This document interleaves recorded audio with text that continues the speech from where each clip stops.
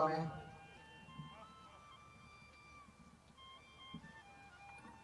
મને લાગે છે કે આજે તો આપણે આ તારીખે મળ્યા હતા એટલે વરસ થાય છે, પણ આમાં જ્યાં જોઉં છું ત્યાં ભાઈ જયંતિભાઈ જે રીતે વાત કરી હતી એ રીતે સ્ટેજ જ આખી એક સભા છે. લાગે છે ને તમને બધાને એવું? બીજી સભા હોય તો આટલા માણસો હોય, એટલું તો સ્ટેજ છે. એટલે સ્ટેજ માંથી જો નામ લઉં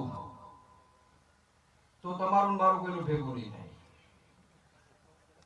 એટલે સ્ટેજ ઉપર બેઠેલા તમામ આપણા બધા સન્માનની ઉદ્યોગપતિ, આપણા ભારતીય જનતા પાર્ટીના સૌ હોદ્દેદારો, સહકારી મંડળીના સૌ પ્રમુખો, મોટી સંખ્યામાં ઉપસ્થિત ભાઈ શ્રી બાવે વાત કરીએ 71 સરપંચ, એવા સૌ સરપંચીઓ, સૌ ઉદ્યોગપતિઓ, માતાઓની હાજરી છે, બહેનોની હાજરી છે, લગભગ ભારતીય જનતા પાર્ટીના તમામ લોકો આપણી વચ્ચેથી હમણાં જેમને વિદાય લીધી ભાઈ શ્રી ભરતભાઈ પણ આપણી વચ્ચે ઉપસ્થિત હતા. જિલ્લામાંથી મુખ્ય તરીકે ભાઈ શ્રી અલ્પેશ આપણી વચ્ચે હાજર છે. રીબડામાં જ્યારે આવવાનું થાય ત્યારે સ્વાભાવિક છે, બધાને આનંદ થાય. એનું મુખ્ય કોઈ કારણ હોય તો રીબડા ગામે કોઈ સભા જોયેલી જ નહોતી. સભા કેવી હોય બીજા ગામના વાતો કરે કે ત્યાં આટલા માણસો હોય, આવી રીતે ભાષણ થતા હોય, પોતાના પક્ષની વાત થતી હોય, ત્યાં જમણવાર થતો હોય, આવું બધું રીબડાના લોકોએ સાંભળેલું. પણ આજે જો કે આ બીજી જ વાત હોય છે અને આવું સતત જોતા રહેશે એની પણ ખાતરી આપું છું. રીબડામાં બીજી સભા, એમાં તમારા બધાનું સામે બેઠેલા ઉપર બેઠેલા બધાને હૃદયપૂર્વક આવકારું છું. મિત્રો, ગોંડલ બાજુથી રાજકોટ તો અવારનવાર ઓફિસના કામે જવાનું થાય. આપણે જિલ્લા પંચાયત જવું હોય તો રીબડા ગામ આવે, આ ગામથી આ રીપટીમાં જવું હોય તો રીબડા ગામ આવે. મને જે વસ્તુ છેલ્લા 4 દિવસમાં લોકોએ યાદ કરાવી છે ને, અને મને યાદ જ હતું, તમને બધાને હમણાં યાદ આવી જશે. હું વાત કરી છે અહીંથી તમે રાજકોટ તરફ આગળ જાઓ એટલે હનુમાનજીનું મંદિર આવે ને. હું વાર્તા કરતો એમ સામે હા એની બાજુમાં એક બોર્ડ ખોડેલું છે. અત્યારે એ બોર્ડ જો એ બોર્ડમાં એવું લખેલું છે, આ યાદ આવ્યું છે ને એ પેલા કહેલું ને ભૂલાઈ જાય.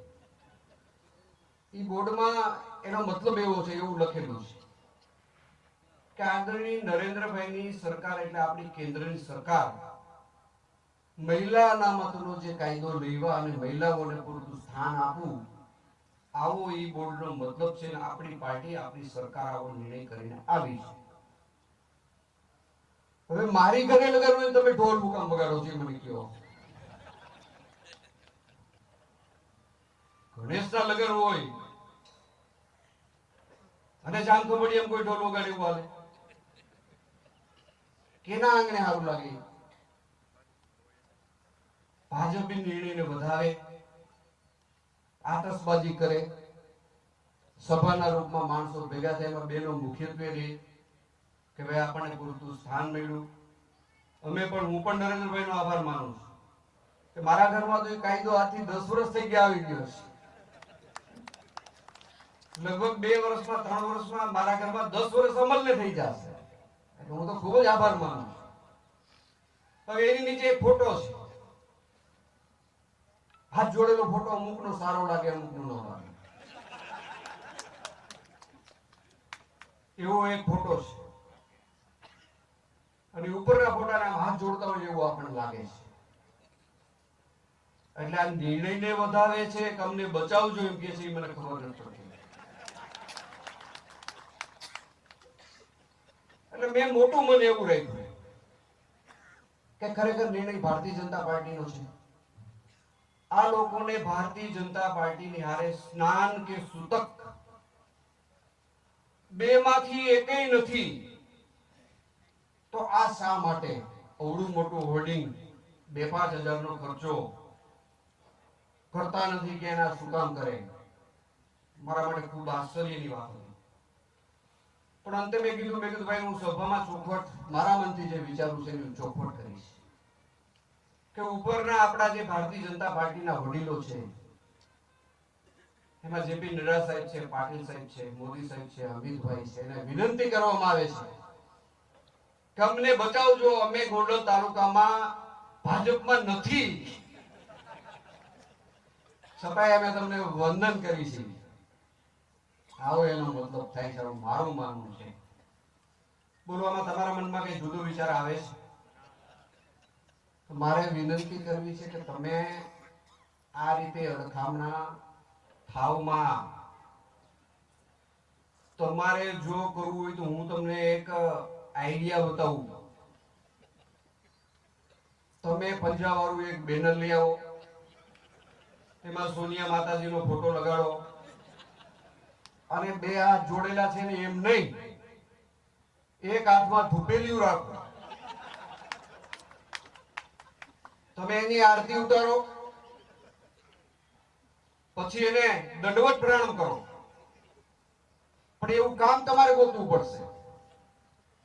મને 30 વર્ષના રાજકારણમાં અગાઉના 20 વર્ષથી મને ખબર છે, 60 પહોંચ્યો એટલે કે બેનર મારવા જેવું કોઈ કોંગ્રેસ પાર્ટીનું કાર્ય હજી સુધી નથી, આજની તારીખ સુધી નથી.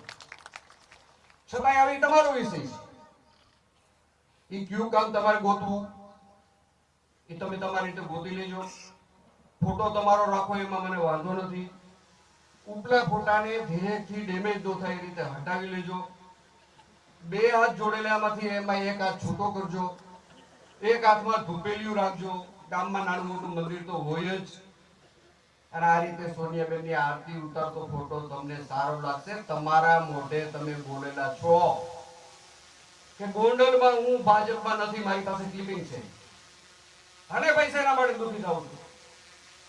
ફલાણાભાઈની ઘરે દીકરો આવ્યો, તમે પેડાવે છો.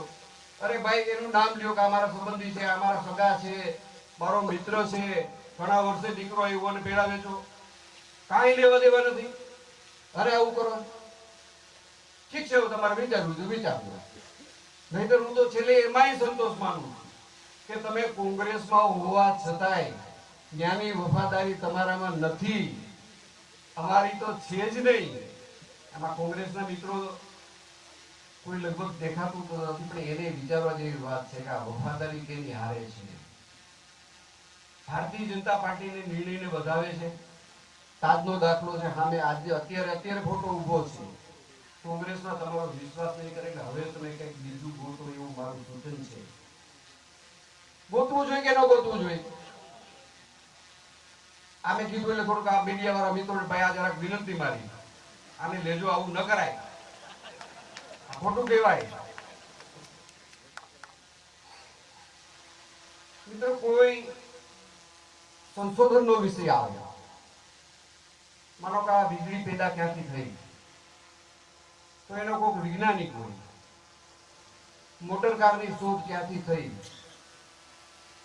તો એનો પણ એક વૈજ્ઞાનિક હોય. ઓઇલ એન્જિનની શરૂઆત ક્યાંથી થઈ, એનો વૈજ્ઞાનિક હોય. મારી જે શોધ થઈ છે ને, મારી શોધ 1998માં થઈ અને મારી શોધ કરનાર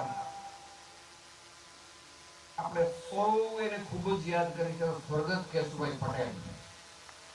એને મારી શોધ કરી. કાછીએ કોણ મારે એને મળવું છે, મારે મળવાનું છે. ત્યારે બાપાની મારી વચ્ચે જે વાત થઈ હતી, આજે હું મુક્ત મને તમને કરવા માંગુ છું. કેશુ બાપાએ મારો પરમ મિત્ર ભાઈ છે કેસી અહીં બેઠો છે. કેસીને મારે ઘણી વાર વાત કરી. મારે કેશુ બાપાની વાત થઈ, તમે શું કરો છો? મેં બાપા અત્યાર સુધી તો ન કરવાનું બધું કર્યું છે, પણ હવે તમે મારી શોધ કરી છે એટલે કરવાનું છે જ બધું કરીશ, બીજું કઈ નહીં કરવું. અને ભણતરની વાત મેં બાપા ન પૂછતા મને, એમાં મેં હું રોકાઈ ગયો છું.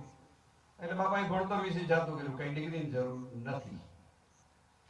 મને કે ગોંડલ વિસ્તારમાં બેટા હું ઘણા વર્ષથી આ વાત સાંભળું તો આ પરિસ્થિતિ હું વાકેફ છું કે ઘણા વર્ષથી એક જ કુટુંબની ગુંડાગીરી આ વિસ્તારને હાવ ભરડો લઈ ગઈ છે, અજગર ભરડો લઈ ગઈ છે. આના માટે તમે શું કરી શકશો જયરાજ? મને મેં કે બાપા આના માટે તમે મને જો લઈ જવા માંગતા હો તો આ વાતને હું સફાસટ કરી દઈશ, મારી જવાબદારી. એટલે કેશુ બાપાના રસ્તે આજની તારીખે અમારા બે વચ્ચે જે ગુફ્તગુ થઈ હતી એ રસ્તે આજની તારીખે હું હાઈલો જાઉં છું. પણ આ રસ્તો હું કોઈ ચૂકવાનો જ નથી, એની પણ ખાતરી આપું. જે રીતે તમે બધા સહકાર આપો, મેં બેઠા બેઠા તમને ફોન કરી, ગણેશ તમને ફોન કરે, મારી પાર્ટીમાંથી અલ્પેશ કરે, ભાઈ બાઉ ફોન કરે, ઉદ્યોગપતિમાંથી ભાઈ શ્રી કેસી મહેનત કરે. તમે એક એક ફોને આવડી મોટી સંખ્યામાં ઉપસ્થિત થાવ તો તમારા માટેની અમારી જે જવાબદારી છે નિષ્ઠાથી નિભાવવી અમારી ફરજમાં આવે છે. આ ફરજ ચૂકી જવી તો મને વ્યાજબી નથી લાગતું. આવી ફરજ અમે ક્યારેય ચૂકશું નહીં, એની પણ હું તમને ખાતરી આપું છું. વિકાસની વાત જો કરીએ તો આ ગામમાં આવેલું વિકાસ ભૂલી જાઉં. હવે આ તો ખબર જ છે, બધું કોડલમાં બહુ લીલા લે છે, બધું સારું થવાનું છે, થઈ ગયું છે, નર્મદા આવી ગઈ, ગોંડલમાં સિમેન્ટ રોડ થઈ ગઈ, બધી ખબર જ છે. પણ મને આ વિસ્તારની અંદર આવું ને, હું આજે આડે રોડથી અહીં સુધી આવ્યો ને, મને ખૂબ આનંદ છે. કેટલી બધી આ વિસ્તારમાં ઇન્ડસ્ટ્રી છે કે જે ઇન્ડસ્ટ્રી, અમુક ઇન્ડસ્ટ્રી તો કરોડો રૂપિયાના ખર્ચે ઇન્ડસ્ટ્રી જો આવી. એક સમયે આ વિસ્તારની પરિસ્થિતિ, જમીનનો ભાવ બજારની દ્રષ્ટિએ ગમે તેટલો હોય, કદાચ બજારમાં જમીનનો ભાવ એકરનો 3 કરોડ હોય, પણ લેવાતી કરોડથી 1.25 કરોડમાં આમાં ભોગ બનેલા લગભગ હાજર છે. આવું ખૂબ બની ગયું. પણ હવે એ નહીં લેતા હોય તો આપણને વાંધો નથી. વાંધો એટલા માટે નથી કે 1.25 કરોડના 3 તો દેવા પડે છે ને. હવે 1.25ના 3 તો દેવા પડે છે ને, તો આપણી મૂળ કિંમત તો 3 નીચે જ, એમાં આપણને વાંધો નથી. પણ હજી મને એક બીજો વાંધો છે કે હજી બહારના વેપારી આ ગામની અંદર જમીન ખરીદવામાં હજી એમને કઈ સંકોચ છે, એમને કઈ ભય છે, એવું મારું માનવું છે. ઘણા બધા ઉદ્યોગપતિઓ બેઠા છે, સામે બેસવામાંથી પણ ઘણા જમીનના વ્યવસાય સાથે જોડાયેલા હશે. તે બધાને મારી વિનંતી છે કે તમે એકવાર અખતરો કરો, તમે કોઈ પણ એક જમીનનો સોદો કરો, બજાર ભાવે હાલતો હોય, તમને પોસાય તો તમે જમીન ખરીદો. જો એમાં તમને કઈ અવરોધ આવે, એમાં તમને કઈ એવું કહેવામાં આવે કે એની જમીન બીજે લેવાય નહીં, અમારા સિવાય કોઈ લેવામાં ન જ આવ્યા જમીન, તો તમારી જમીન હું લઈ લઈશ. જાઓ, તમે જે ભાવની અપેક્ષા રાખી હોય એ ભાવે જમીન હું રાખી લઈશ. પણ મારો કહેવાનો મતલબ એવો છે કે તમે આ ઓપન બજાર થઈ ગઈ છે. ભારતીય જનતા પાર્ટીના શાસનમાં આપણે જે વસ્તુ કહેવા માંગી છે ને એ હવે ભૂતકાળ બનતો જાય છે, ભૂતકાળ બની ગયો છે. ધંધા રોજગારમાં ભારત દેશ, આપણું ગુજરાત રાજ્ય ખૂબ અગ્રેસર બની ગયું છે. ગુંડાગીરી, તમારી જમીન હું લઈ જાઉં, મારી તમે લઈ જાઉં, એ બધું અસ્ત થઈ ગયું છે. પણ કદાચ નાનું મોટું તમારા ધ્યાનમાં આવે, આ તો બની જાય ભાઈ ત્યારે, તો એના માટે પણ તમે મારું ધ્યાન દોરજો, એવી પણ તમને વિનંતી કરું છું. તમે ઓપન માર્કેટ છે જમીન ખરીદવા આવો, એવું પણ હું તમને બધાને આમંત્રણ આપું છું. આવો ભાઈ, તમને કઈ મુશ્કેલી પડે તો અમે બેઠા છે. તમને કાંઈ પણ તમે એક અખતરો કરો, તમને કઈ મુશ્કેલી પડે તો મારી જવાબદારી, પણ એના માટે તમે બધા આગળ વધો. રીબડા ગામની અંદર આજે કોઈ કહેવાનો મારો ખાસ વિષય નથી.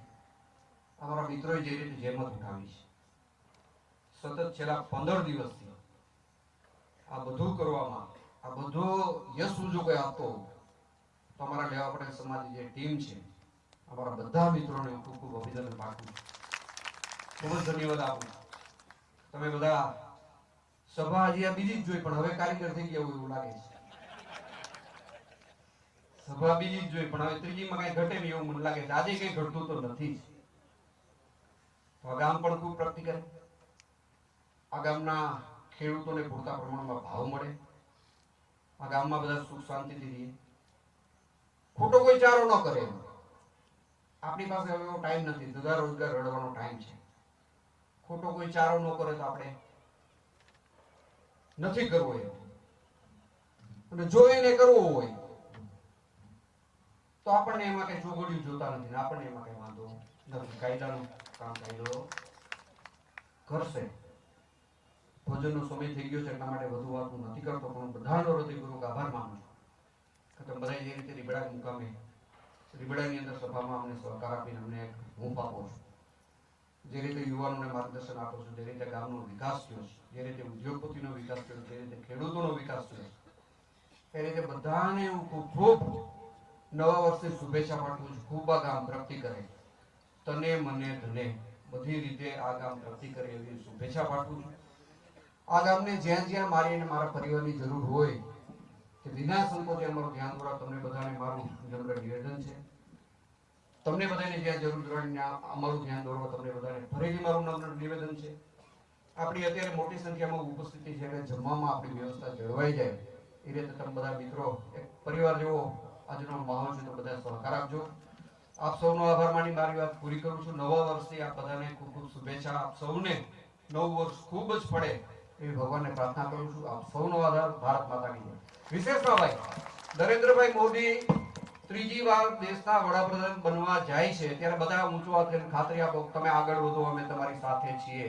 ભારત માતા કી જય. ભારત